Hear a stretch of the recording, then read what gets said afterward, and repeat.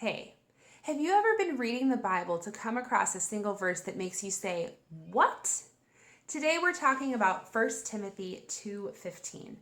This verse says, "But women will be saved through childbirth if they continue in faith, love, and holiness with propriety." Now today we're going to talk about this verse that has caused a lot of problems, but I want to touch on one thing first. If you're working with women especially, you have got to know what this verse means. So many women are struggling with infertility in this day and age, and unfortunately some are going about thinking they can't be saved because they can't have children, and that is absolutely wrong. So today we're going to be talking about 4 different views for this verse.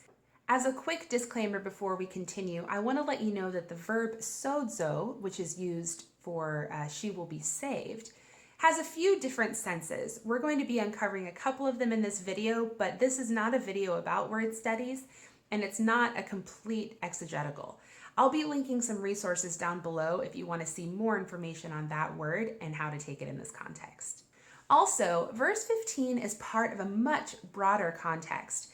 I've done a video called Can Women Teach? And this is covering 1 Timothy 2 verses 12 through 14.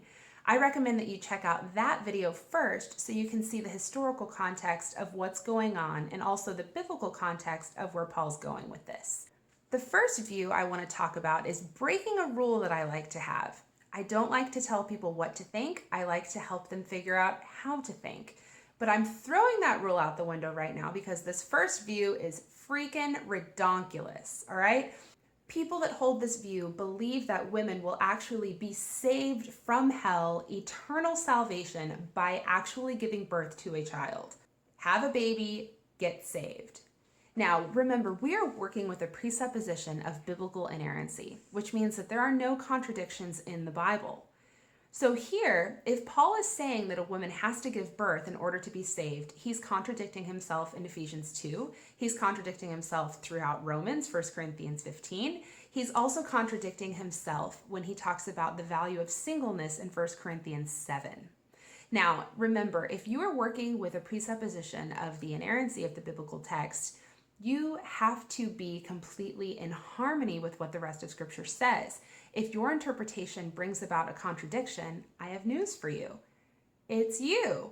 You're going to have a little sit down with the Bible that says, hey, it's not you, it's me, and you're going to have to apologize. This view will not work. Now, I want to draw your attention to the word but in the first part of this sentence. But is a contrasting conjunction, meaning that this verse stands in contrast to other verses, and in this case, it's verses 13 and 14. So the second view is, despite Eve's sin, women will still be saved through the childbirth, meaning the birth of Christ. Now, this view is kind of fancy. The ISV actually reflects this view in its own translation of 1 Timothy 2:15. This view is bringing about a literary context, kind of an allusion to the birth of Christ.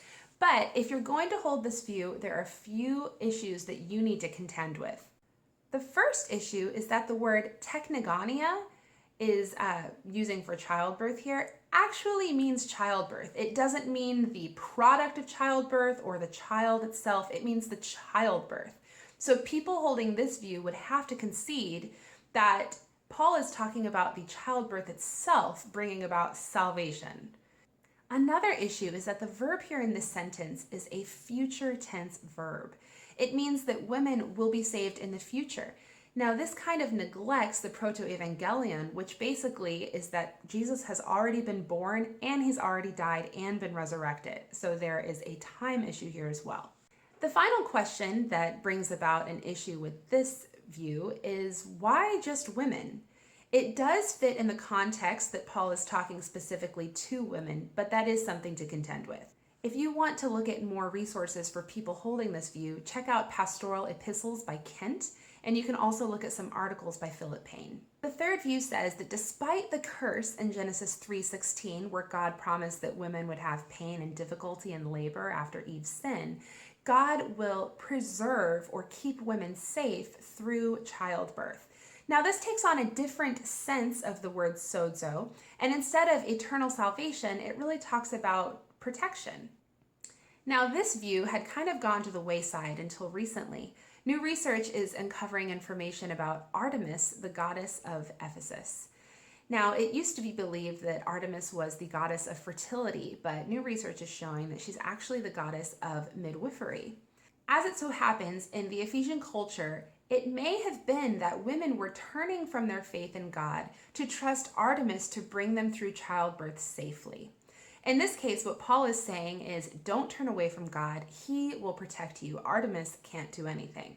Now, given the maternal mortality rate for the Greco-Roman culture, which is about 10 to 20% based on an article that I'll link down below, it makes sense that this was a concern for the Ephesian women at the time. The question still is, what does this have to do with the context of what Paul is talking about? Now, I'm going to remind you, that question comes up in most of these views because this is a difficult verse, but it's something to think about. Now, this final view is going to bring about a different take on the word sozo, that verb that we talked about. It doesn't have to do with protection. It doesn't have to do with eternal salvation. In this view, it's more about sanctification and glorification. So for people holding this view, they believe that despite Eve's sin, women still have the opportunity for future perfection and glorification. Their thoughts are that motherhood offers a great opportunity to practice the virtues that would lead to holy living. The word technogonia is viewed here in synecdoche, meaning that it includes child rearing in addition to childbearing. And finally, this would harmonize with Paul's other writing in 2 Corinthians 5:10, where he talks about receiving eternal rewards for virtuous living.